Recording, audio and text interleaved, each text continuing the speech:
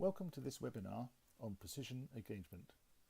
It's a pleasure to be with you to explore this topic and in particular why you should and how you could achieve engagement levels that your competitors can only dream of.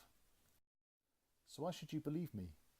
Well, mainly because our conclusions and recommendations are based on extensive research combined with many years of advising and helping organisations to maximise the engagement and capabilities of their people and their leaders. We operate at the sharp end of HR, where impact is crucial to demonstrate strategic business benefits. So I guess you all as experts will fully recognise the crucial importance of employee engagement for the strategic success of your organisations. Who wouldn't want a company where margins are 3 times higher than competitors, or where shareholder returns are 22% higher, or where employees apply 57% more discretionary effort in their work, or where, fundamentally, the enthusiasm and well-being of teams was so much higher than in other organisations? So given that engagement is so important, and business leaders recognise this at least as well as HR, and given that many organisations have invested huge amounts in carefully crafted engagement programmes, how's it going? Well, you can see on the left that numerous studies consistently suggest that engagement, particularly in the developed world, where engagement programs are also more developed, is extremely low. This is ironic. 76% not engaged, 84% of employees plan to change companies, regretted turnover costing billions, and only 29% of employees in the US described as fully engaged. Now, one explanation often cited is that senior leaders don't give enough support to this problem, and in particular they don't give enough support to HR's efforts to increase engagement. But actually we find that business leaders do believe in the strategic importance of talent and engagement and in managing their human resources. They just don't believe the HR function can deliver. So as implied by the title of this slide, this actually provides an amazing competitive opportunity for the organisation and also for HR itself.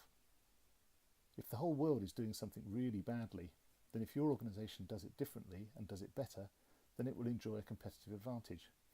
And if the HR function can drive that competitive advantage, then as you can imagine, HR's credibility and strategic impact will be similarly enhanced. Our research tells us that most current engagement programs work the wrong levers at the wrong time and in the wrong place. So I want to share with you what the research tells us about how you can do it, how you can truly maximise the engagement of all your people and keep them engaged, how you can achieve significant competitive advantage for your organisation, and how you can clearly demonstrate your personal business impact, thought leadership and strategic importance. But before we can really fix something, we need to understand what causes it, and we need to really define what we're talking about. So what do we mean by engagement? We asked a number of HR and business managers and they came up with lots of ideas: loyalty, happiness, involvement, productivity.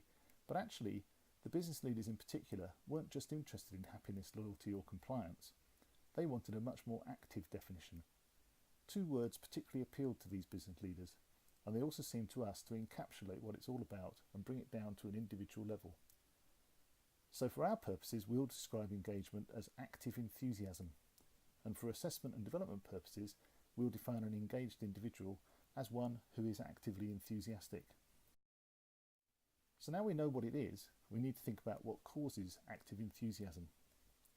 Well, we all know that the immediate leader in relationships with team members has a major impact. And we also know that organisational factors such as working conditions have another impact. But what accounts for the remaining 50%? Well, for 10% we've got no idea, and we'd have to allow for a range of unpredictable factors under the category of other. But our research found that a crucial and highly significant factor is actually the innate positivism of the person themselves. Some people are just more enthusiastic than others, and you've met them. So if we really want to create active enthusiasm or engagement, we'd work on leadership, especially first-line leaders, and team building, and we have some radical suggestions here, but we'd also focus hard on how we could possibly help people to improve their own innate positivism. So let's talk about leadership first. Let's be clear. Research shows that engagement is mostly impacted by your immediate leader or supervisor. The top team may set the tone, they may make strategic decisions and so on, but the evidence is that it's my first line leader or supervisor that fills me with enthusiasm or with dread on a daily basis. Leadership has been studied and solutions developed for many years. Most organisations invest lots of time and lots of money on developing leadership capabilities. And yet, as we've seen, one of the primary outcomes of great leadership, engagement, is still on average rock bottom. Why is this? Our research, and particularly in-depth studies with major global organisations, suggests actually that most of this investment is too much and it's too late. It's too much in that first-line leaders in particular need simple practical help for specific situations rather than long, detailed and complex courses.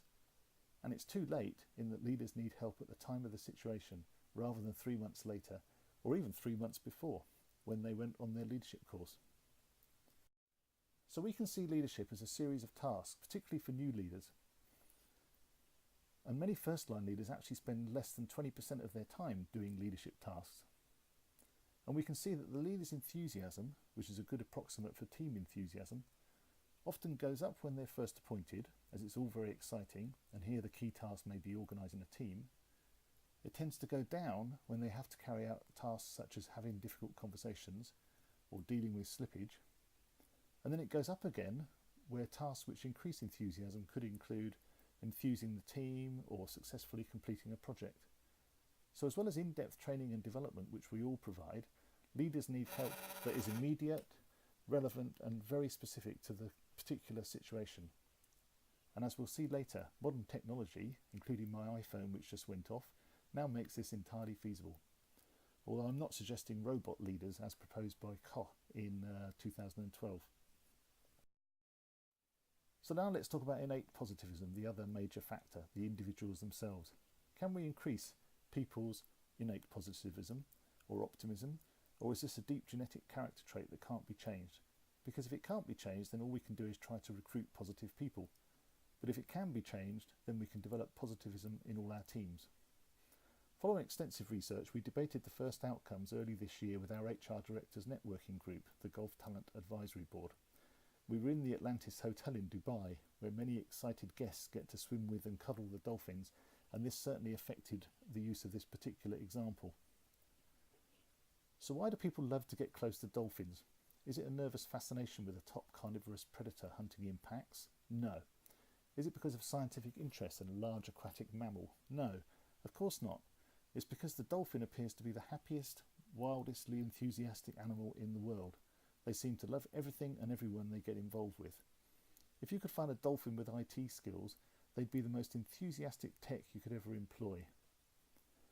If you could find a dolphin with financial skills, they'd be the most enthusiastic accountant ever. Now in contrast, let's look at the blobfish. This is officially the world's most miserable looking fish. The blobfish is in danger of extinction, and you can probably understand why. Not even another blobfish would enjoy the company of a blobfish. A blobfish in your office would radiate depression across the team. The world's most talented blobfish still looks like he finds everything and everyone deeply disappointing, and I'm sure you know people just like this. Now let's suppose our dolphin and our blobfish go for an interview. They're both rejected for the job, and the letter just says, more suitable candidates, which basically tells you nothing. Our dolphin, being an upbeat, optimistic person, explains this to himself in these kind of ways.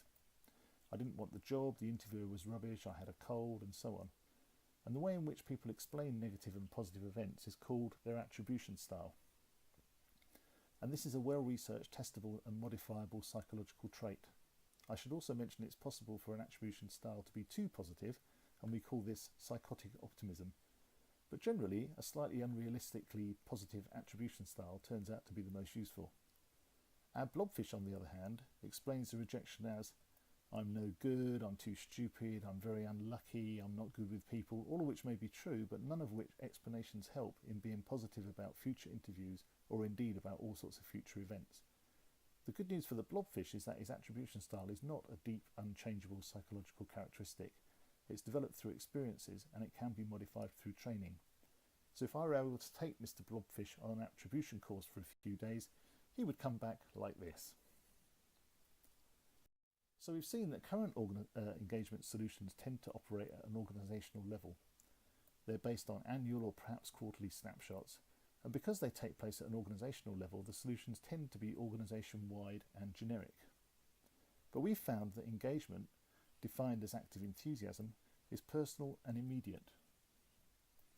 And the factors most impacting engagement are the first team leader and its and its team and the individual's own innate enthusiasm.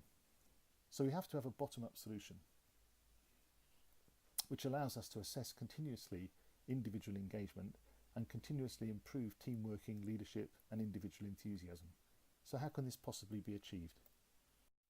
One approach might be to use social media to continuously analyse the sentiment of your people. For example, our partner company, They Say, uses sophisticated techniques to analyse how people are feeling about certain subjects. But this, although continuous and extremely useful at corporate level, is still an organisation-wide view. How can we use technology to work at the individual and team level? So first, let's think about the leaders themselves. As we mentioned, for first-line leaders especially, leadership can be seen as a series of tasks, each of which can have a great impact on the enthusiasm of the team, the individuals, and indeed the leader themselves. So how could we help?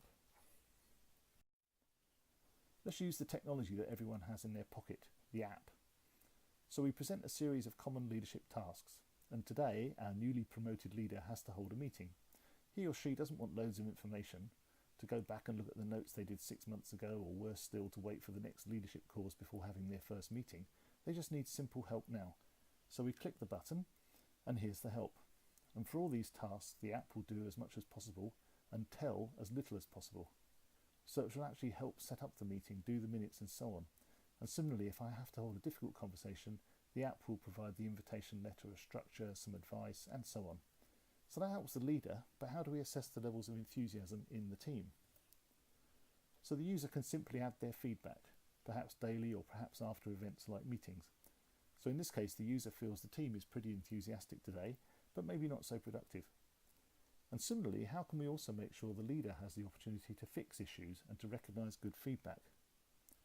Well, the user can ask for help or register a great idea on the spot. And of course, this means that the leader and the organisation can start to collate this feedback and to find out where there's hot spots of enthusiasm or low spots of productivity or whatever. So in this case, most of the team think enthusiasm is quite high, and 2 think that productivity is quite low. So the app would advise the leader to go and talk to the 2 low scores, and that would appear on the action buttons.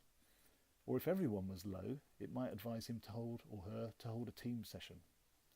Also, number 7 thinks they're productive but not enthusiastic. So why is this? Similarly, actions and feedback can be put together to see if, for example, having a meeting causes enthusiasm to drop, as we've all found. Similarly, if motivating the team always works better on a Tuesday, then that's great feedback. So it helps the leader and the team to continuously monitor and improve active enthusiasm. But what about the individual? Well, as we saw previously, one of the best psychological models of active enthusiasm is attribution style.